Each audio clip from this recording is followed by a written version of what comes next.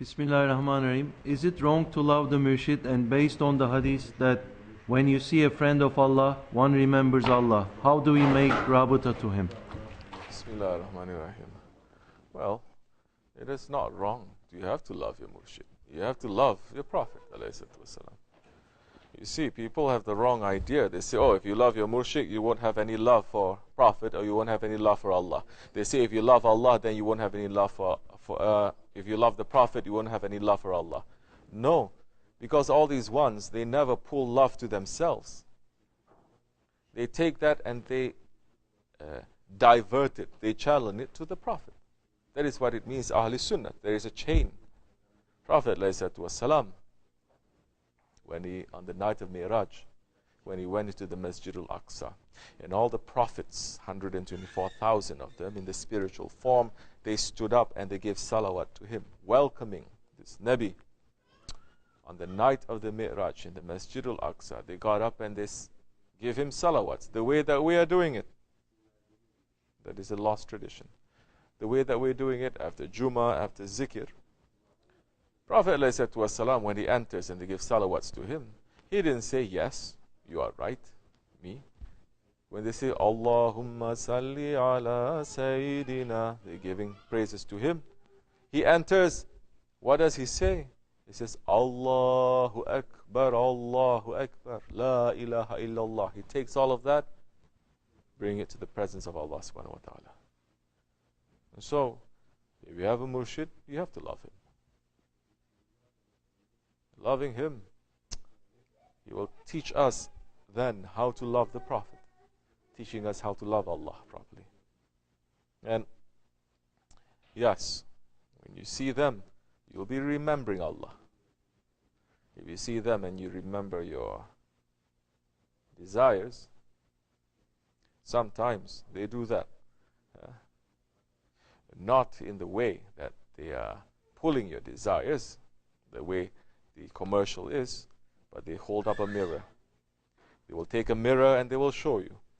That is when you know that you're starting to train. If you're still sitting next to a murshid and you are still flying, then that is a step.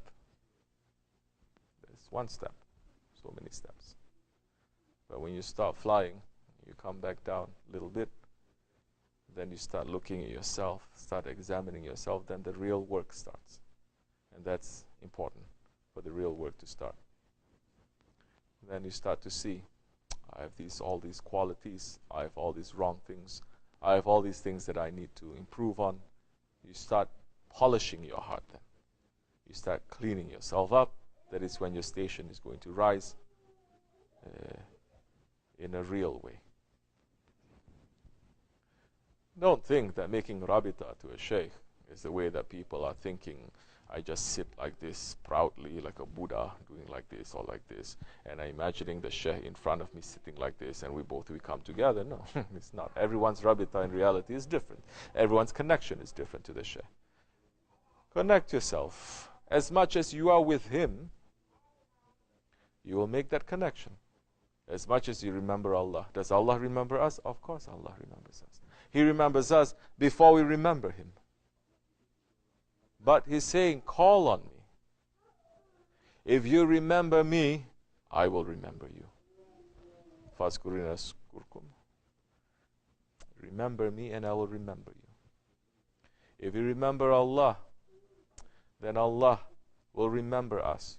He's saying in Hadith Qudsi, if you remember Allah alone, Allah will remember you in His divine presence of aloneness. If you remember Allah in a group, Allah will make mention of you in a much more superior group among His angels. He will mention us. Who are we? That Allah subhanahu wa ta'ala is mentioning us. Really, the believer is going to say, no, I don't fit into that category, of course. Why Allah? Why Sultan is going to remember us? Don't think that Obama is sitting somewhere remembering us. But Allah, yes, He remembers us. So, more that you are remembering Him, more closer you're going to be. More you're remembering the Prophet ﷺ, more closer you're going to be with him. More you are remembering your Shaykh, then that time more closer you're going to be with him. And in order to reach the Prophet and to Allah, seek means to come close to me. Allah subhanahu wa ta'ala is saying, seek means to come close to me. This is an order from the Ayatul Karimah, from the Quran Karim. Find means. What is the best means to come close to Allah? Holy Prophet ﷺ. He is the one who is nearest to Allah subhanahu wa ta'ala. None of the Sahabis say we reach to Allah. None of them. None of them say we know something. None of them say we know Quran. Always they're saying Allah and His Prophet knows. Allah and His Prophet knows. So that should be the manners of the believer. So, however that you want to remember your Shaykh, don't just think you're going to remember your Shaykh sitting down, making a zikr. Remember him. Put him into your life. Put him into your actions. Remember him when you're lifting a piece of rock. Remember him when you are handling some wood. Remember him that way. Then you will find him.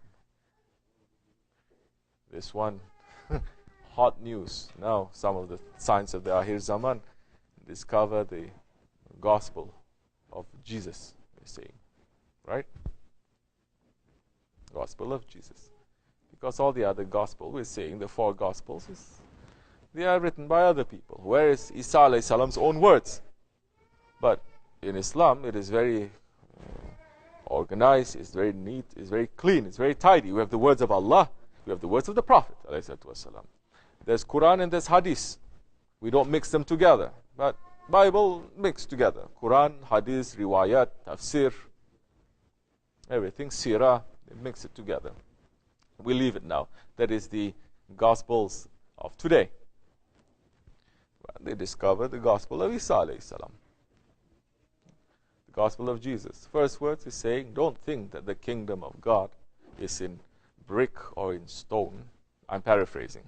I didn't memorize the whole thing, but this is what it's saying. Don't think that the kingdom of God, meaning the Allah, the divine presence, the divine court, is in brick or stone, meaning a building, something that is man-made. These are supposed to be the real words of Isa alayhi salam.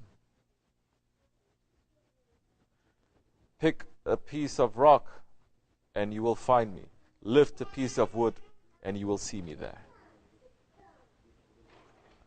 Meaning, it is everywhere. It is not contained, but there is an action there too. It's not for nothing that he says pick and lift. You have to do something. When you do, you look, and when you put it, the remembrance into your actions, then that time you will conduct yourself, your life, as if you are in divine presence. It's very heavy? Of course it's very heavy. We cannot do that. There is supposed to be that. Muslims are supposed to have that, isn't it? What is that called? Taqwa? Yes, that is called taqwa. To know that Allah is watching you. That is taqwa. What are the prophets bringing? Anything different? No. They're bringing the same thing. So that is taqwa. But to conduct ourselves as if Allah, we are in divine presence, as if we're in divine presence, it's impossible. It's very difficult. Take a step down. Allah is saying now, in order to get taqwa, to know that your Prophet is watching you. Prophet ﷺ has said in the khutbah, we are saying, every day, He is shown to us our actions. Good actions, He will praise Allah. Bad actions, He will ask forgiveness. He intercedes for us. Right now, as we are speaking, He is interceding for us.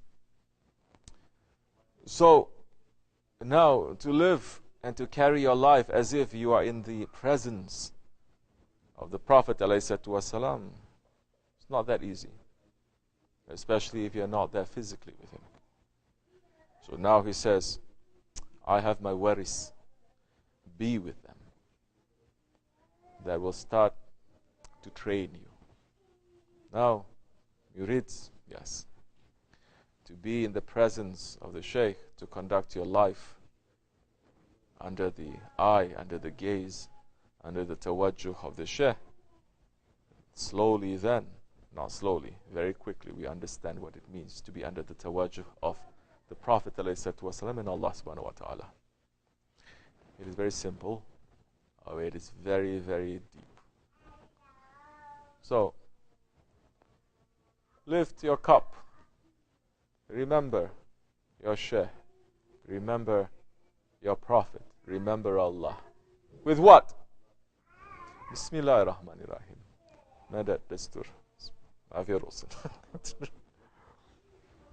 But saying Bismillahirrahmanirrahim, Madad. Opening door, Bismillahirrahmanirrahim, Madad. Sitting down, Bismillahirrahmanirrahim, Madad. Once you start saying that, you're connecting. Now you're not just saying, okay, now I'm not connecting to my Shaykh. Only when I'm praying, I'm connecting. Only I'm making zikr, I'm connecting. So you're separating your life now. You're saying now, I'm not connecting to my Lord, Allah. Only when I'm praying, I'm connecting to Allah. So we're saying now Allah does not exist in our lives. Separation.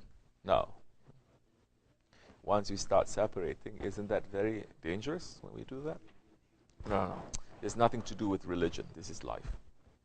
Isn't that very dangerous? Then we're saying to Allah subhanahu wa ta'ala, you are not the Lord, you are not the creator, I am. Isn't that a hidden shirk? May Allah not make us to fall into that. Yes, we are in ghaflat. Yes, we cannot carry that, to know that 24 hours we are. But we're asking for Allah's forgiveness, and we're asking for Allah's mercy to reach us, and for us to become strong, inshallah. Assalamu alaikum.